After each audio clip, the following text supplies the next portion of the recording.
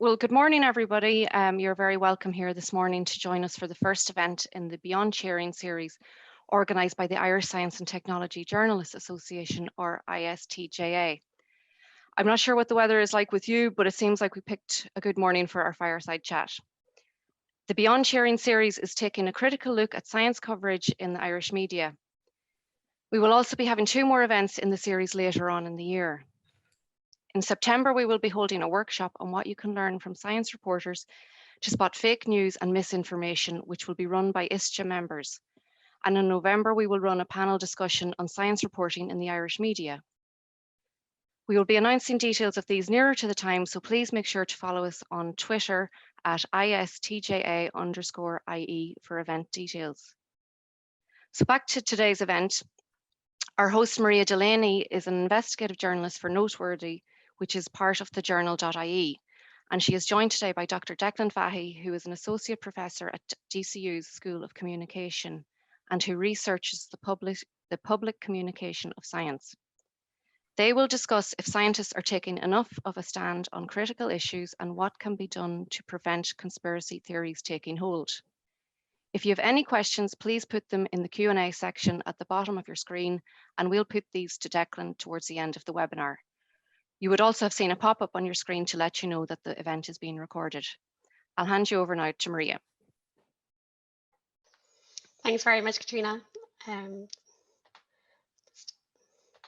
Welcome today and welcome to all our guests. And it's really delighted to have our first event in this series. It should be an interesting series, kind of looking at beyond cheering, it's called, because it's kind of beyond cheering of science and looking at more critical analysis of science in the media and scientists. And today we're talking about scientists and kind of their role in looking at how they talk about science and particularly critical issues such as climate change, vaccines. And we might start off, Declan, by talking about COVID-19 because scientists have been the face of COVID-19 and I read in you recently re-released kind of a new edition of your book, Scientists in Popular Culture, The Making of a Celebrity, and you have a chapter about COVID-19 and how scientists became the public faces of public health as it spread across the world. And I suppose just before I bring you in, I have an interesting anecdote from I was moderating a talk last year in the science in 2020 in the Science Gallery on coronavirus, and I had to maybe Google some of the scientists that were part of the talk, like Killian de Gascoigne and Katrina Butler, who are almost everyday names now. And then when we redid the talk again in January this year, they were almost celebrities, as you say, like they're so familiar in the media. And it was a lot harder, I think, to book them for the talk this year than it was last year. So I suppose maybe we can just have a quick chat about reflect, I suppose, on the change in scientists maybe and what, like, did they have a crucial role, I suppose, in COVID-19?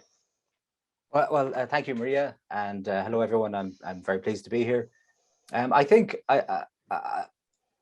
it's we're living through these unprecedented times in many ways around COVID, and one of the things that's different, I think, about COVID is the volume of scientific information being produced and the volume of science communication happening around a pandemic. And so it's a very interesting time to examine the topic for today, which is the role of scientists in public and, what should they be doing or should they be doing more? And I think COVID has provided this, ongoing real-time, extraordinarily interesting case study in this. And, what I hope to be able to do in our time together this morning is to just provide some interpretation of what this means, drawing on some concepts from, the field of science communication that can help us theoretically and conceptually understand kind of what's happening now. And so I think what we're seeing definitely is this huge movement towards scientists in public, scientists in popular culture, and they're playing lots and lots of different type of roles, and we can get into the different roles many of them are playing. But the huge volume of scientists in the media is due to two main factors. One is the nature of the issue itself, right? COVID is a public health issue. It's a scientific issue involving many scientific fields: virology, epidemiology, public health, immunology, science of vaccines. And all of these areas are bound up with COVID. And so there's these multi dimensions of the issue to be explored and explained. And scientists are the ones to do that, right? They're the ones with the expertise, they're the ones with the experience, they're the ones who essentially know what they're talking about in their kind of specialist areas. So at a time like this, you know, as a society, we turn to scientists for understanding. We turn to scientists to help us make sense of what's happening. And so it's no surprise to see science and scientists taking, you know, coming to the forefront here. And the second point is the communication through the mass media. Something like COVID, as we all know, because we've all lived through it, right? It's the decisions about COVID and what to do cannot be made just behind closed doors or parliamentary committee rooms or in scientific laboratories. There's a huge public dimension to it too.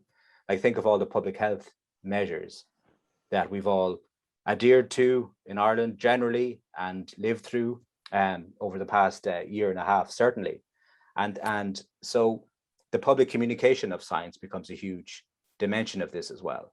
So we have these experts who are communicating via the media to the general public and various parts of the general public to tell us about how to respond to COVID, how to keep ourselves healthy, how to keep our the rest of society healthy as well, and what we can do to all kind of play our part, right? And this is not just saying this in a way that's kind of shallow or like as platitudes, but this is based on sound, you know, public health advice. This is epidemiology. And think about how all these very specialist terms that were, you know, 2 years ago none of us really heard about have now become part of our common vocabulary, right? Physical distancing, social distancing, change of transmission, you know, herd immunity, viral variants, right? These are all highly specialist kind of terms, but now they're part of everyday discourse. And, you know, this is a result of science coming to the forefront, scientists coming to the forefront and communicating their ideas and their knowledge via the mass media. So it's those two elements that have led to a situation here where we have scientists as the public faces of public health. And another dimension of media coverage is, you know, there'll be many journalists here with us this morning. And, you know, as journalists, you'll know that issues and ideas often, you know, you need to express those ideas through sort of well-known authorities, well-known kind of experts. And so this is why we see the same specialists coming up again and again. This is why, you know, Tony Holohan has become so well known, right, a celebrity in Ireland in his own right. It's because he's the one communicating via the mass media on a daily kind of basis. And so the issue of COVID and the response to COVID in Ireland through media coverage gets presented often through these individuals. And that's where we're seeing this scientific experts becoming the public face of this public health issue. I suppose like we've seen in Ireland, but I suppose in particularly in the United States, maybe conflicts with scientists and scientists maybe taking an apolitical and non-ideological stance on issues. And I just like, I suppose as a journalist, it can be quite frustrating in some ways if a scientist isn't really maybe pushing an issue or things like that. Like, do you think there's limitations in being apolitical?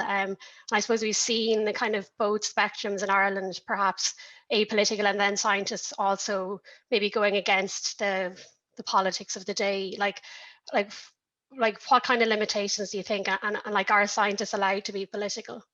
I think definitely they are, because they are doing so. So definitely they are.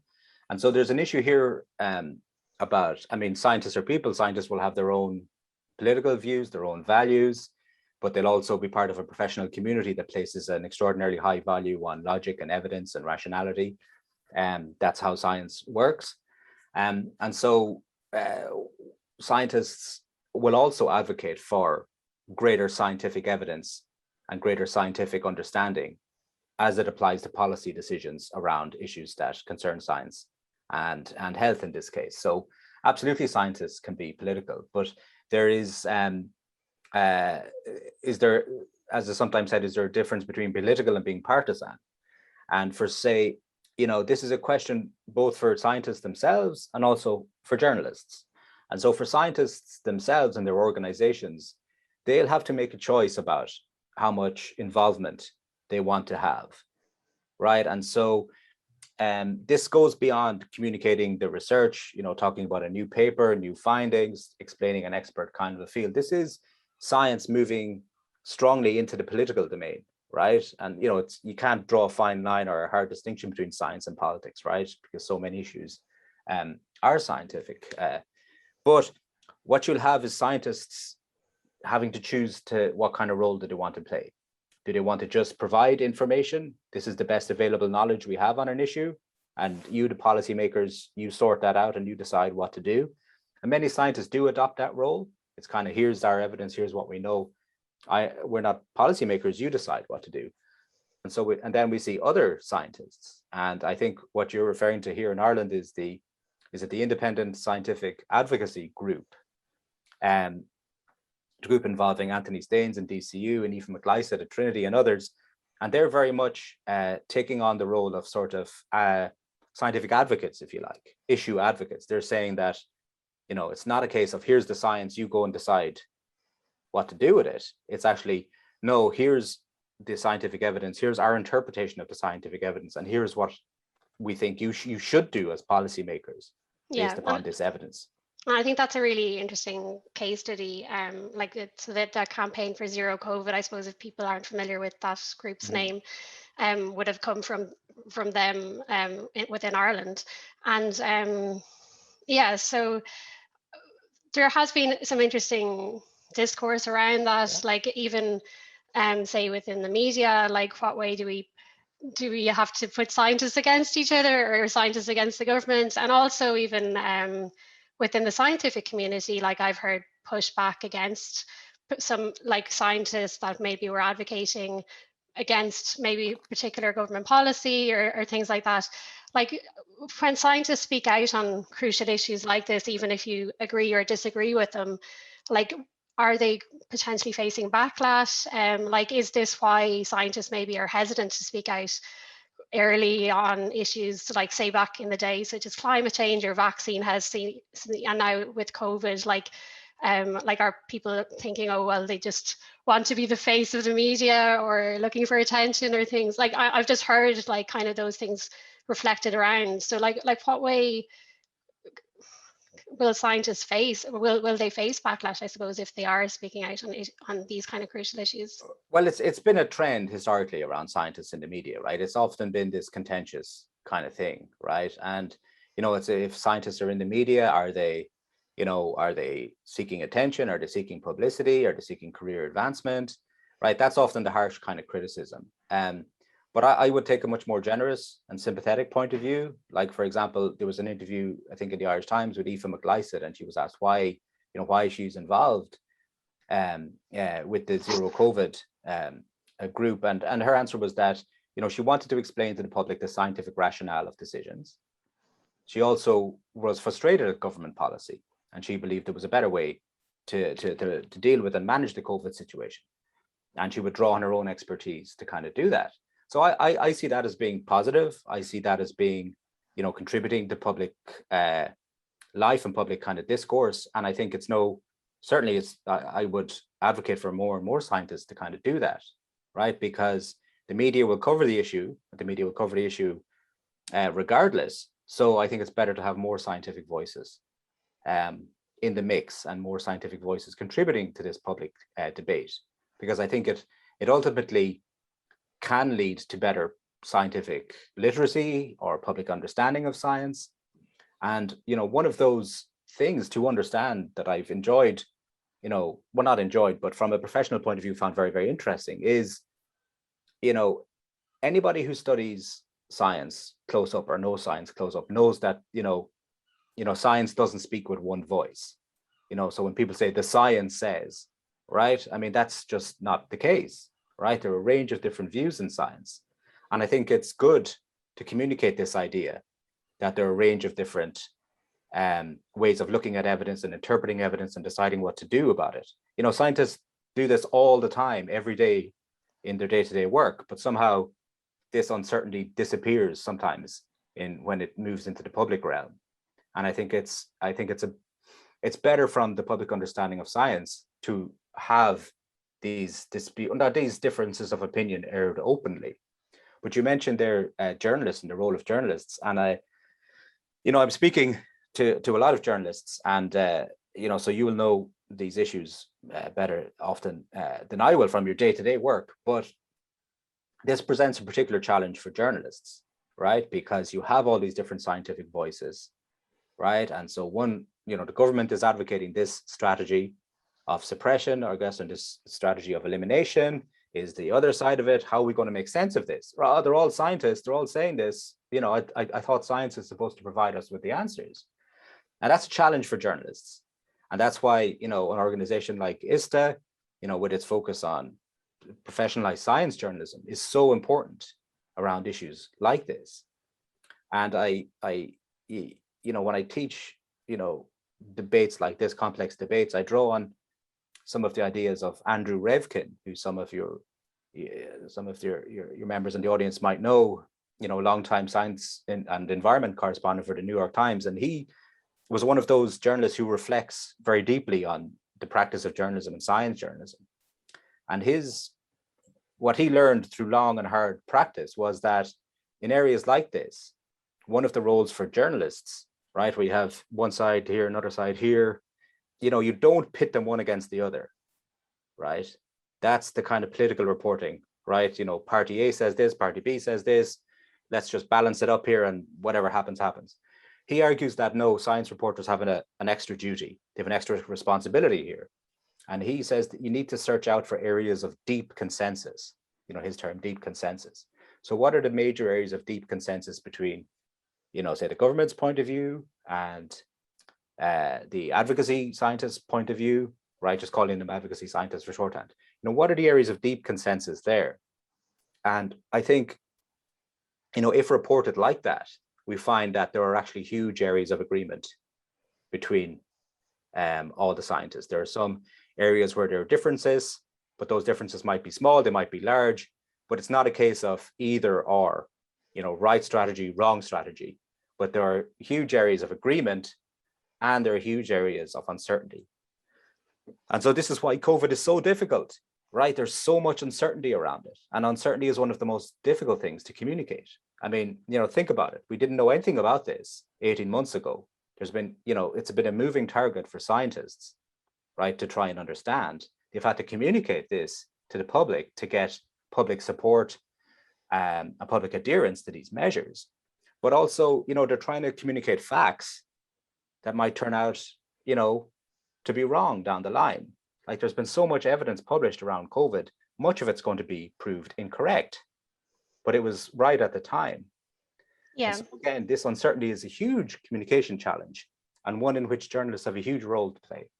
Yeah, and in terms, because it's interesting there when you speak about the role of the science journalist, and I suppose in Ireland, there is a real lack of science journalists within media organizations. So specialist science journalists who maybe have a background in science and kind of have a deep understanding of the issues. And as you're saying, would be able to know the kind of understanding that's out there and not necessarily have to have one side versus the other.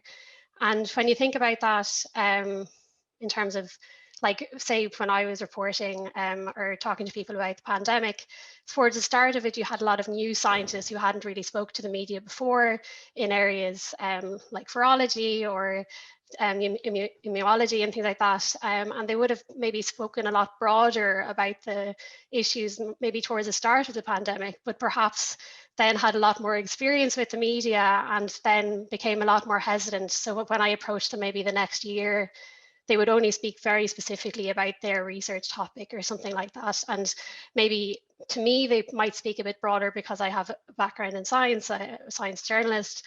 But do you think like that might contribute to the hesitancy of scientists speaking out on issues? And then, as I saw, maybe retreat back into just talking about their very, very specific topic, whereas they would be more than capable, in my opinion, to speak across maybe a range of issues. And like, yeah, like you say in Ireland, especially, I suppose, with the lack of science journalists within organizations. Yeah, I think that's a really interesting point, and your own experience in this is very interesting. I think I think it's a dynamic between the two, but I think that the need for professional, specialized, knowledgeable journalists is crucial, not just in science, technology, medicine, but across the board. Because nowadays you look at the media landscape, there's so much breaking news, there's so much news for free, there's so little interpretation, often there's little contextualization, but the better journalism, the journalism that people get immersed in and follow and stick with, tends to be the more knowledgeable journalism, right? Especially for people interested in science and technology, right? There's a low tolerance for bad stuff, because you can find better stuff a couple of clicks away, right? So I think there's not only a demand among interested audiences, interested publics for high quality information that they'll seek out, but also the journalists that can provide this are providing huge value to their news organizations, but they're also providing huge value in terms of public understanding and excellent reporting of the issue. So I think this idea of specialization and deeper knowledge is one of the areas that I think journalism, in my view, should try and move towards, right? Because not many other professionals are offering this way of navigating between different types of knowledge, finding this deep consensus, contextualizing and interpreting what all these, different scientific voices mean, right? That's a rare kind of skill. Now, it's very, very difficult to do, right? But I think it is kind of achievable.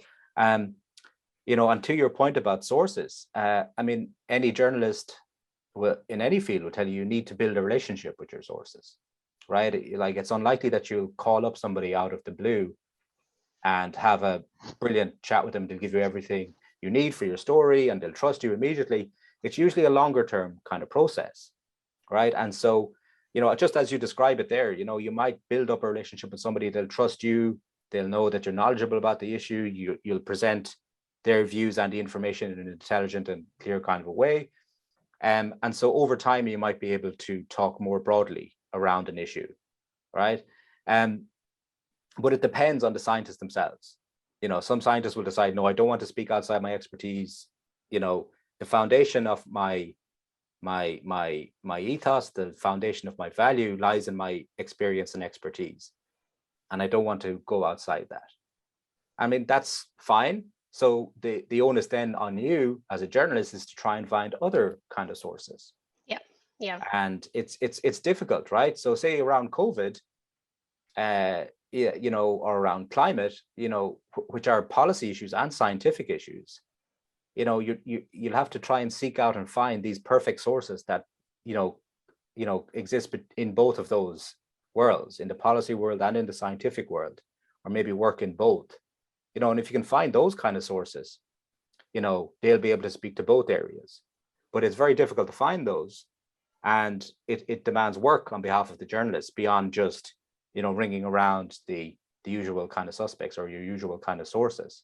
Yeah. So, and I suppose speaking of that, like one of the experiences I've had is around the gender divide. And especially when I was a radio producer, like it would have taken maybe a lot longer to make sure to have a balance of women and men within the radio program. But I always did try to make the effort, if you know what I mean, because maybe you might have to adapt the times or maybe push a bit more to find women. And it's not because they're not out there. Sometimes the times mightn't suit because of childminding and things like that.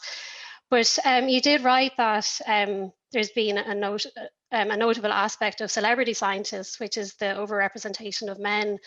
And we've seen that, I suppose, kind of being told during the pandemic that there has been an overrepresentation of men, both within the science field, but also, I suppose, within the policy makers and the decision makers. And we saw it with the children's shoes, I suppose, was a classic example, that it wasn't until the health implications of not having proper sized shoes were spoken out about by a medical professional, that it was actually, oh, okay, we need to do something about this, even though people have been talking about it for a long time. So do you find there's a reason for this, that there's an overrepresentation of men within celebrity science, I suppose? And like, does that mean that like crucial aspects of these maybe issues such as climate change and vaccine hesitancy that affect women maybe aren't actually being brought up as much as they should be?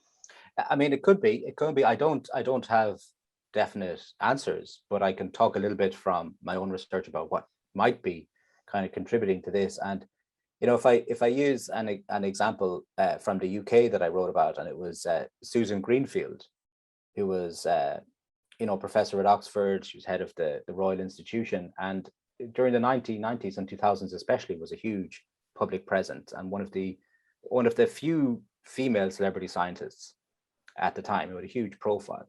And she's interesting also in that she has written about female, you know, prominent scientists and the lack there. And you know, in her reflections on it, she's like, you know, some of these issues are related to the sociology of the sciences themselves and the professions themselves, in that, you know, currently there's, you know, issues like glass ceilings, issues like work-life balance, issues like harassment, issues, you know, like some fields being a bit of an old boys club.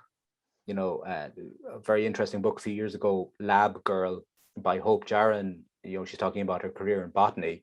And in one chapter, she talks about, you know, she's just rolling her eyes at going to yet another conference of all these old men slapping each other's back, talking about, you know, cleaning out pipettes or whatever back in the day or whatever. So like, this is part of the sociology of these fields, right? And I think that's something to look into. I mean, there's lots of journalists here, so I think that's a very interesting story for many of you to look at. Why are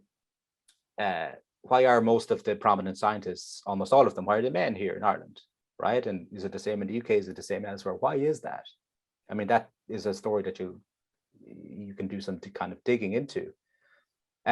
Another issue around female celebrity scientists that I researched about, others have researched about, and you know, I spoke about in my interview with Susan Greenfield, concerns the media representation of women scientists. And there's a lot of parallels here with, you know, female politicians, right? So there's evidence that to a greater extent in the reporting of women scientists than men scientists, reporters will refer to aspects of the female scientists, you know, physical appearance or private life or, you know, outside interests, things like that don't get covered if you're a man. So there's this kind of representational issue that female scientists have historically faced as well. So it's lots of different kind of factors there. And it's not just media representation. You know, there are deeper kind of sociological factors to look at there.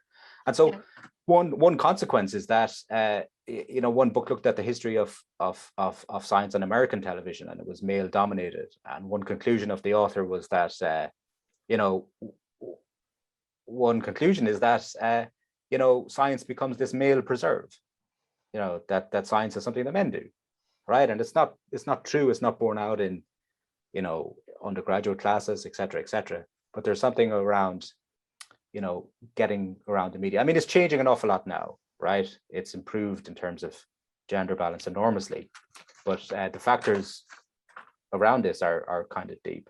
But that's a very interesting point about the communicating about different aspects of the vaccine. I haven't thought about that, but it's definitely one to look at. Yeah, and then I know we haven't got to questions yet, but we just had an interesting question there from Avian Phillips about, does society believe that scientists have the authority to be advocates? And it kind of ties in with a report that was just released this morning, the Reuters Digital News Report 2021, and it actually found that the public surveyed were most likely to go to a national health organisation such as the HSE as their main source of information on COVID-19. So that was 42%, followed closely by news organisations, which is good news for us, and so that was 40%. And then scientists and other health experts, such as those on NPHET, was 38%. So obviously a big source of news, the third highest. And the government then came fourth, which is a bit surprising, I suppose, at 36%. Also, I might just mention, if we're mentioning that report, that Noteworthy, which is where I work, was mentioned for the first time in the Digital News Report, which is great news for us because we're only 2 years old. So that was, we're all celebrating in the team today.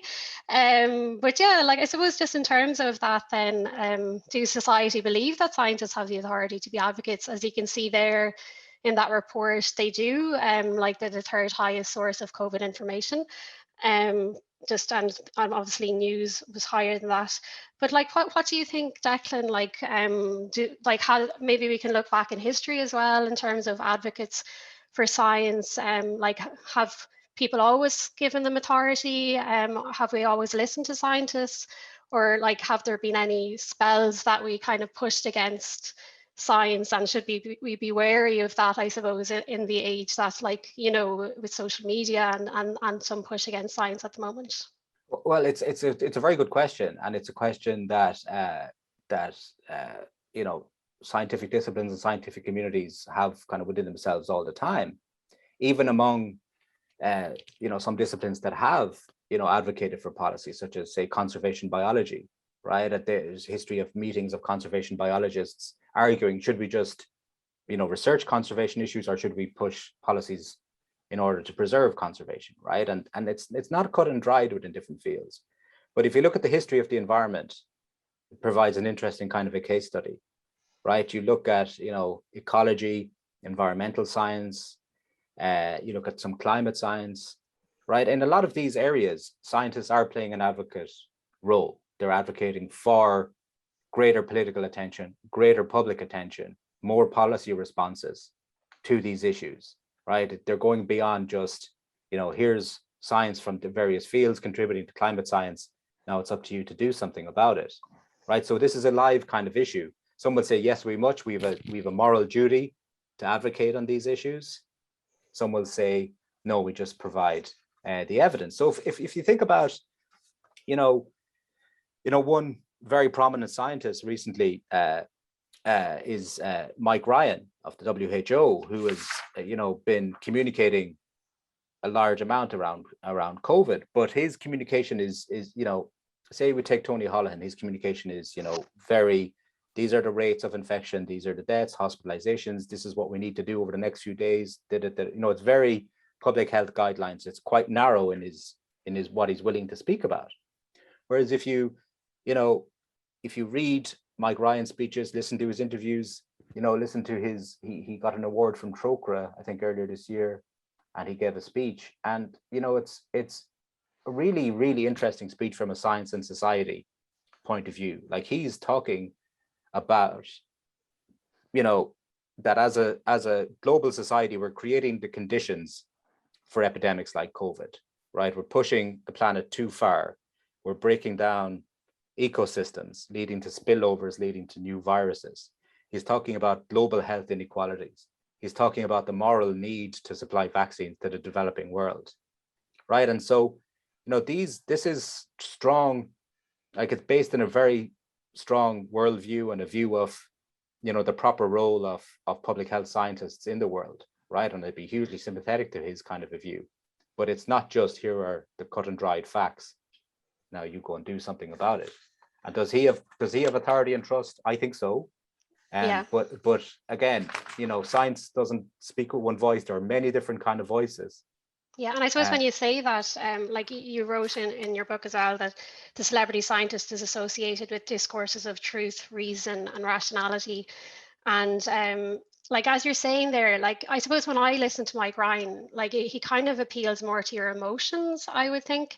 And I was just thinking, reflecting on that line, like, obviously, like, you don't want to lie, but like, has reason and rationality worked, or should scientists, when they're speaking on these especially crucial issues that are maybe debatable or have controversy over, like, should they be thinking more about what they're saying and appeal to people's emotions? Because I suppose when you look at things like climate change, environmentalism, vaccines, 5G, the pandemic, it's the conspiracy theorists that are appealing to people's emotions, and that's probably why maybe they can take off. And And if you look at environmentalism, you have books like Silent Spring by Rachel Carson that really appealed to people's emotions when they were thinking about the future and what it would be like. So is that kind of what scientists should be aiming for? Or as you're saying, like, should we have more of a balance with maybe someone like Tony Holohan and then someone like Mike Ryan? Well, it's you know, it's a very interesting question. I spent a long time training scientists in communication, and you know, one of the first things that we talk about is that communication is difficult, and you need to think about it, and you need, you need to try and be clear about what you want to happen as a result of your communication. And you know, for this issue of reason versus emotion, it can be too binary, right? They can, like Mike Ryan's communications, combine the two very, very well. But he's not just emoting out of nowhere. It's this is what he's seen, this is his experience. These are essentially true reasons for why epidemics are happening and what we need to do about it. And that the world won't be protected until everybody's kind of protected, right? And you can base your own moral judgments or opinions based upon those kind of facts, but they're not a binary. They're kind of tied up together. And I mentioned Ryan because he's very his interventions, his communications are really good and very persuasive, I think. But it comes from his own authority, and I don't think it diminishes his authority at all. Whereas if it's just emotion all the time, that it's I don't think that would work for a scientist, right? There is this kind of balance definitely to be found on these things. Yeah, and we're just gonna maybe chat for another few minutes. So if you want to get your questions in, sure. We'll go to questions then after this next chat. So I suppose one area that I suppose I would have done a lot of work on health and before COVID, one area that I kind of felt that scientists could have done more to speak out earlier was on the area of vaccines, especially like say when scandals hit, such as claims that have subsequently just been disproven numerous times, I have to say, before I say any of these claims. But basically there's a link with MS to the Hep B vaccine in France, and also obviously Andrew Wakefield's autism link with the MMR vaccine, both of which have been disproven multiple times. And then France was hit particularly badly due to a number of health scandals, and impacted people's trust in the health system. And then vaccine hesitancy there went actually from 8.5% in 2000 to 38.2% in 2010. So a huge rise within that time. And I know we're talking a bit in the past here, but do you think scientists could have maybe done more to speak out a lot earlier against vaccine claims, and what are their roles in these cases? And I suppose it's similar in a way as well for some. It's kind of harder in the environmental case as well, but in particular vaccine hesitancy, and we've seen it ourselves here with various vaccine like mumps going up in rates and things like that. Well, I think vaccination is an issue, that again, it's a difficult communication kind of issue, because there's a lot kind of going on with it. And the temptation is to think that just more facts and more information will be the way to redress or overcome hesitancy like this. And there's been decades of research in science communication, and even longer research in media and communication studies. This linear idea that more facts and more information will just somehow turn things around, whereas something like vaccine hesitancy is hugely tied up with values and beliefs and social groups and social psychology, and that is a much more difficult communication issue, right? It means engaging with the values, it means engaging with the beliefs, right? So that's much more difficult. And I wonder if if scientists speaking, say, through the media are often the best communicators in an issue like that. I think, if you look at, you mentioned France and trust, right? And that's a very interesting kind of case, right? So, vaccine hesitancy in France is within a context of like I'm not sure of the exact figures, but low public trust, declining public trust in institutions, right, and political institutions, and those two are connected, right? So more facts are not going to, you know, suddenly reverse that. So it can come down to how these issues are discussed, how these issues are communicated, who does the communicating with them. You know, for example, you know, the other day, my neighbor is in the fire service, and we were talking, and another guy came up and he was saying, you know, he's not going to get the vaccine and he doesn't want to get it, doesn't trust it. And my neighbor, my pal from the fire service was like, you know, I was just looking at him in awe. It was like this brilliant piece of science communication. And he was just saying, look, well, you know, in my job, you know, that, you know, at any one time, there were huge numbers of people out with COVID. You know, some people got very, very sick. And, you know, now that we've got the vaccine, those rates have come way down. Our job is a lot safer. We go to hospitals a lot. It's the same with the nurses and the doctors kind of there. And, you know, he talked about, you know, having to deal with, you know, several perhaps elderly people who, you know, who had died or were very sick from COVID. And, you know, it was a very civil conversation based on experience, not, you know, laughing or anything like that, you know, and it wasn't just facts. Now, I don't know if the guy got vaccinated afterwards, because, you know, you can't make somebody do it, but it was the perfect kind of communication, I thought, you know, and it was really interesting. And so someone like that, or, you know, there was a study recently, I think at the Harvard Business Review, talked about, you know, Jersey, the island of Jersey, and its vaccination campaign, you know, and it was all about, you know, nurses or GPs or locals delivering the message, all right, or talking about vaccination, right? It wasn't scientists from on high, it was members of the community talking about this.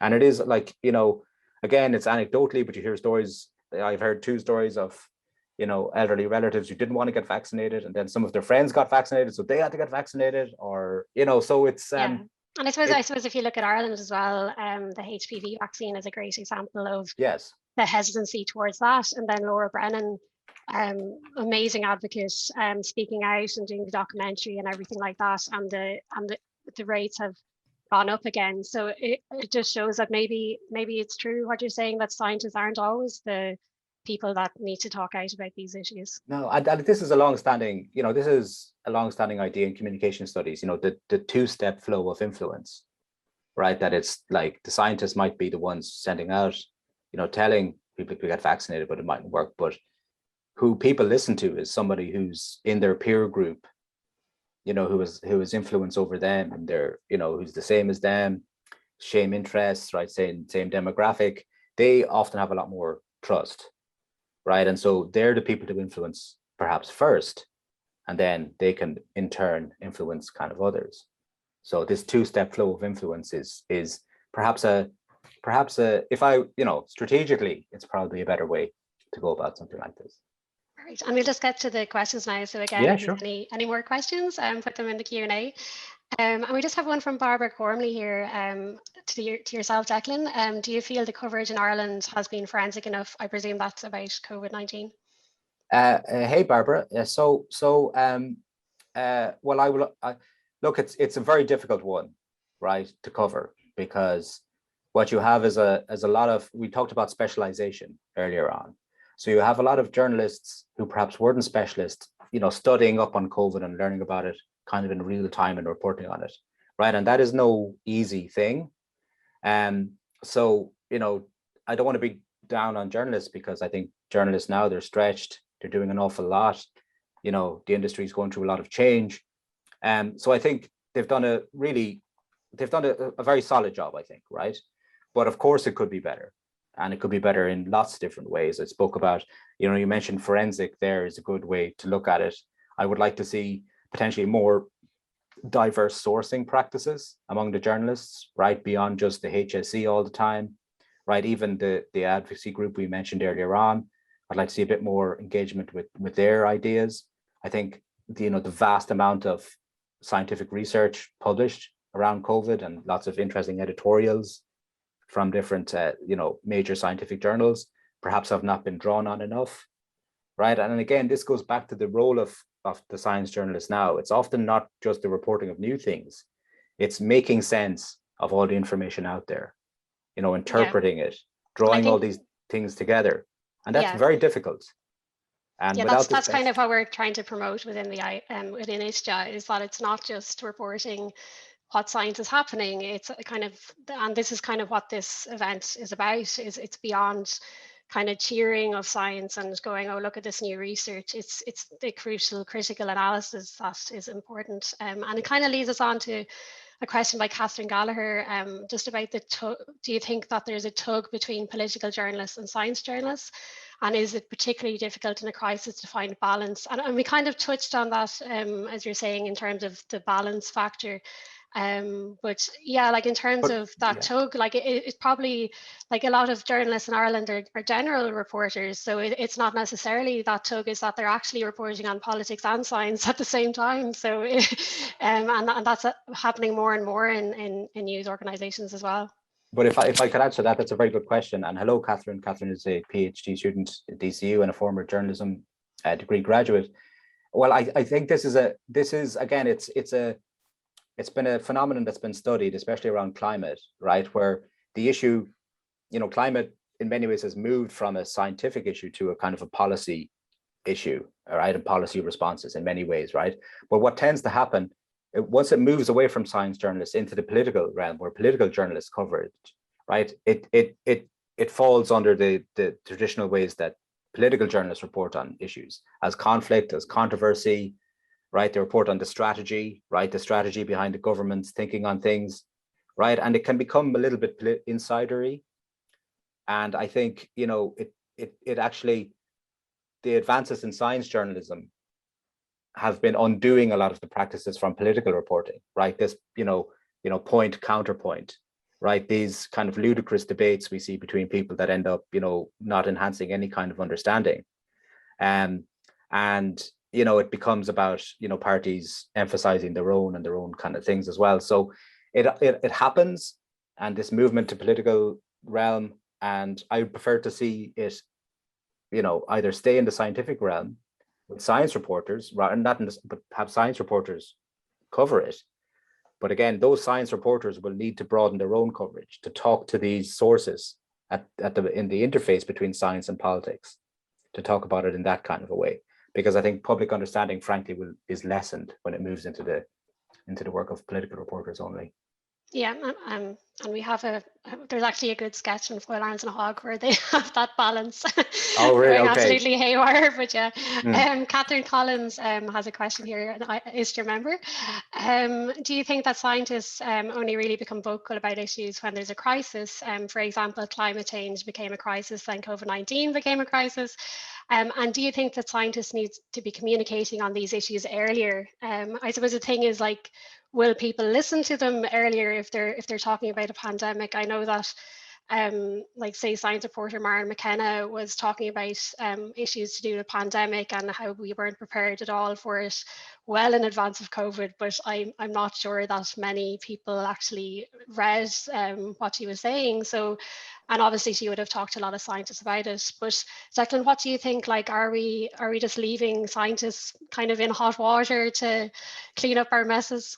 Well, you know, I think, you know, events happen, right? Events happen. That's history, okay? And, you know, I think, you know, with COVID, we have, you know, scientists speaking about the issue now. But, you know, if you know, one of the journalists I really like on this issue, I'm just going to lift up her book here, is Laurie Garrett, who wrote this great book called The Coming Plague, right? It's an absolute doorstopper, right? But I think it's a masterpiece.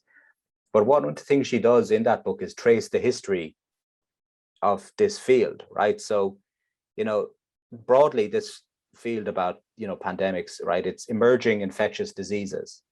And this is a field that developed in the 90s, and it brought together epidemiology, public health, virology, all these fields under one banner. And, you know, scientific disciplines have their own histories, right? They don't come out of nowhere.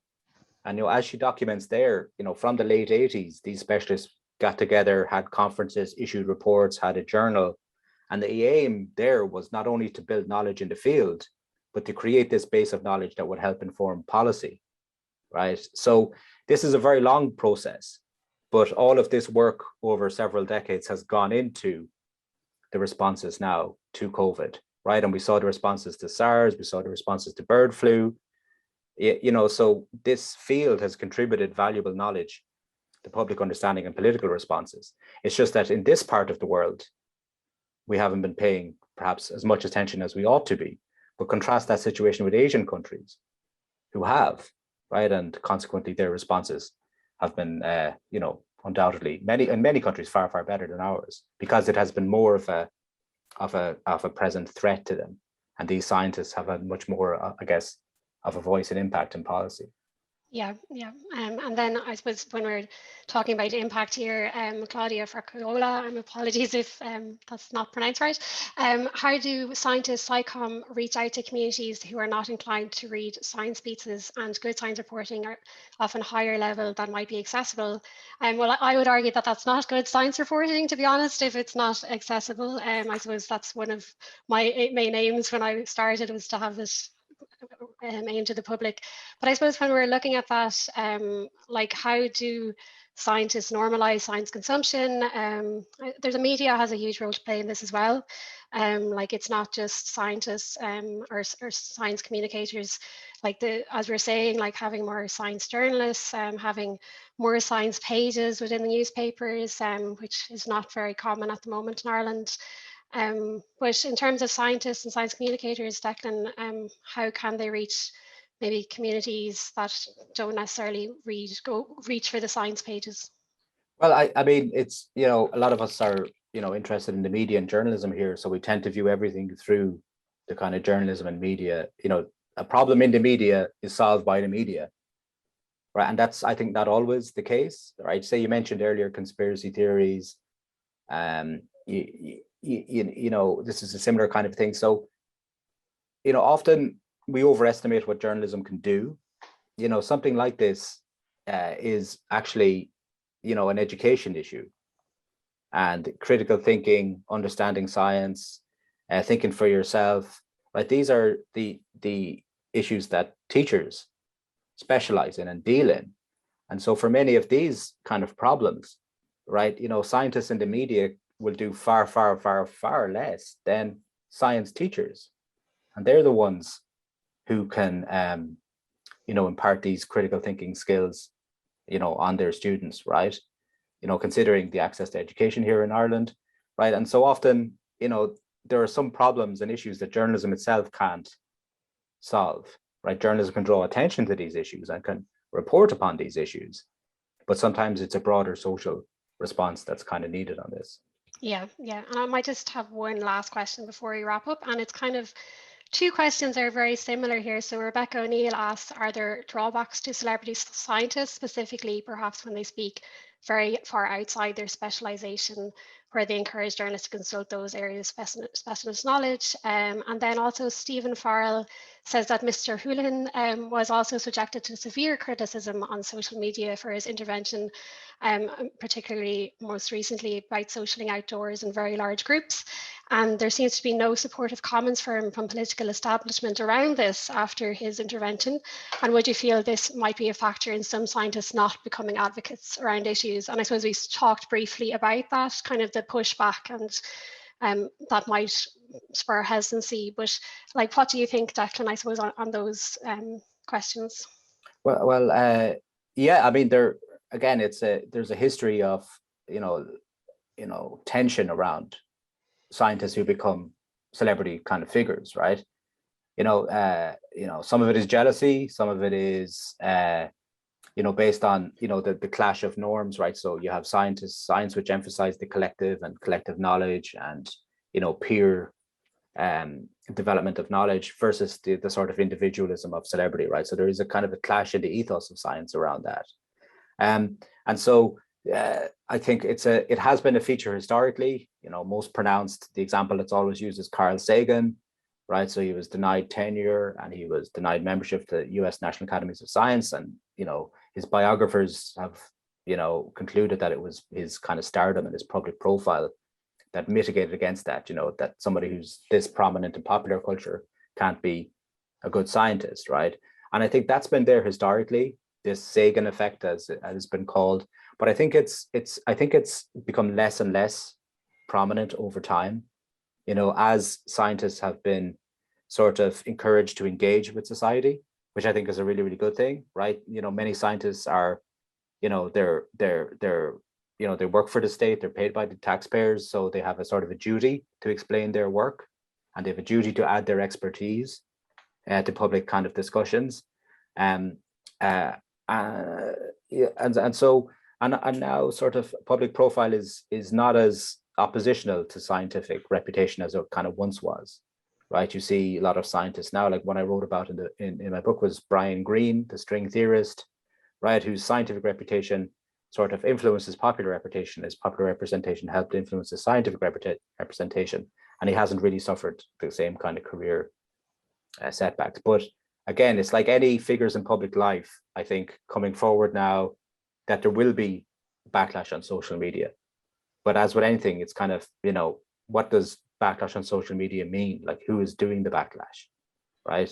Is it meaningful? Is it authoritative kind of criticism? And I think for public figures now, it's kind of part of their role, right? And you know, it's there will be kind of criticism for that. And so, you know, for scientists who are communicating, they will need to, I guess, accept that. Yeah. Declan, thanks very much. Really great. I'm sorry we couldn't get to all the questions, but I'm conscious of the time now. So Katrina, I'm not sure if you want to wrap it up. Before I finish, can I, sorry, if you have any last thoughts. No, you mentioned there about expertise and journalists, you know, covering this area and wanting to cover this area and look into this. I mean, applications to our journalism program this year have soared, right? So I don't know, but my hypothesis is that many students will talk about why they applied in terms of the coverage of the pandemic and the role of journalism in the pandemic. That's my kind of guess anyway. So, you know, it's I think, you know, young people who want to become journalists, you know, want to, you know, do it for the right reasons, you know, to contribute to public debate, to become knowledgeable about these issues and to communicate widely about it. So hopefully there'll be more ISTA people in the future coming through the ranks. Perfect. And thanks very much, Declan.